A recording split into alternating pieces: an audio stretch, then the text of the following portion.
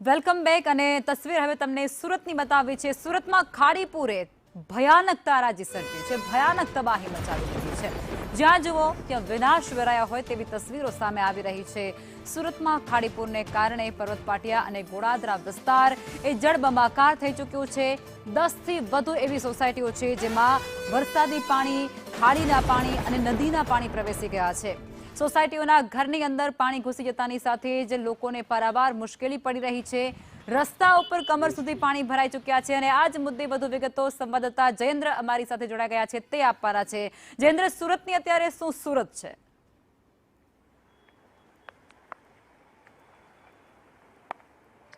જી લગભગ જે રીતે વાત કરવામાં આવે સુરત સહિત દક્ષિણ ગુજરાતમાં જે રીતે વરસાદ વરસ્યો હતો, વરસાદે વિરામ તો લીધો હતો પરંતુ ફરી પાછી સુરત શહેરમાં હાલ વરસાદ તો શરૂ થઈ ચૂકી છે। બીજી રીતે વાત કરવામાં આવે જ્યારે જે ખાડીપુરની સમસ્યા છે હજી પણ યથાવત જોવા મળી રહી છે। સુરત શહેરના પર્વત ગામ કે પૂણા ગામ કે અને અનેક જે ઇન્ડસ્ટ્રી વિસ્તાર છે ત્યાં હાલ ખાડીપુરની સમસ્યા સર્જાઈ છે।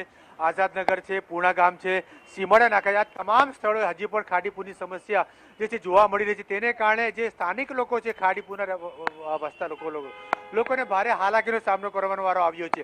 15 દિવસમાં બીજી વખત આ ખાડીપુર આવતા જ લોકો જે છે ભારે જે છે લોકોને મુશ્કેલીનો સામનો કરવો પડી રહ્યો છે। મહત્વની બાબત એમ છે કે આ 15 દિવસમાં બીજી વખત જ્યારે ખાડીપુર આવ્યું છે ત્યારે લોકો રોષે પણ ભરાયા છે।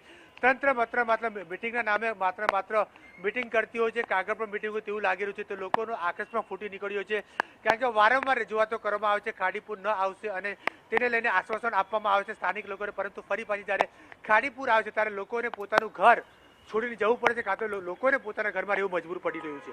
હાલ પણ આવતીકાલ સુધી આ ખાડીપુરની સમસ્યા યથાવત રહી શકે છે। બીજી બાજુ જ્યારે હવામાન વિભાગ દ્વારા જે સુરત સહિત દક્ષિણ ગુજરાતમાં ઓરેન્જ એલર્ટની જાહેર કરવામાં આવી છે ત્યારે સુરત સહિત દક્ષિણ ગુજરાતમાં આજે પણ જ્યાં ધોધમાર વરસાદ વરસી રહ્યો છે ત્યારે તેને કારણે ઉપરવાસમાં ધોધમાર વરસાદ પડવાને કારણે ખાડીની જે લેવલમાં છે તેમાં ઘટાડો ન થશે પરંતુ વધારો થશે। તેને કારણે ખાડીપુરની સમસ્યા યથાવત રહી શકે છે, જેથી લોકોને ફરી પાછી લોકોને ઘરમાં રહેવા મજબૂર બની શકે છે। બીજી બાજુ જે તંત્ર દ્વારા આ વખતે પહેલાથી જ કહી દેવામાં આવ્યું હતું કે ખાડીપુર આવશે, જેથી અત્યાર સુધીમાં 2000થી વધુ લોકોને જે છે સ્થળાંતર કરવામાં આવ્યા છે, એટલે કે પહેલાથી જ જે છે સલામત સ્તરે ખસેડી દેવામાં આવ્યા હતા। તે ઉપરાંત જે ફાયર વિભાગ દ્વારા અત્યાર સુધી 207 લોકોને જે છે રેસ્ક્યુની ટીમ દ્વારા રેસ્ક્યુ કરવામાં આવ્યું છે અને અલગ અલગ કોમેડી હોલમાં ખસેડી દેવામાં આવ્યા છે।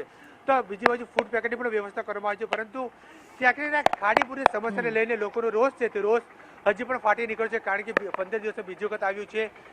અનેક લોકો જે જ્યાં રહેતા હતા ત્યાં હજી લોકોના ગોડાઉન હોય કે પછી અંડરગ્રાઉન્ડ ત્યાં હજી પણ પાણી જે છે ઉતરું નથી, જે 6 થી 7 તારીખે ભરાયા હતા। ફરી પછી ખાડીપુર આવ્યું છે, ફરી પછી પાણી ભરાઈ ગયા છે, એટલે લોકો રોષ તંત્ર ઉપર કરી રહ્યા છે। રાજનેતા હોય કે સાંસદ હોય કે નગરસેવક હોય, તમામ ઉપર પોતાનો રોષ જે છે રોષ ઠાલવી રહ્યા છે। જી આભાર જયેન્દ્ર।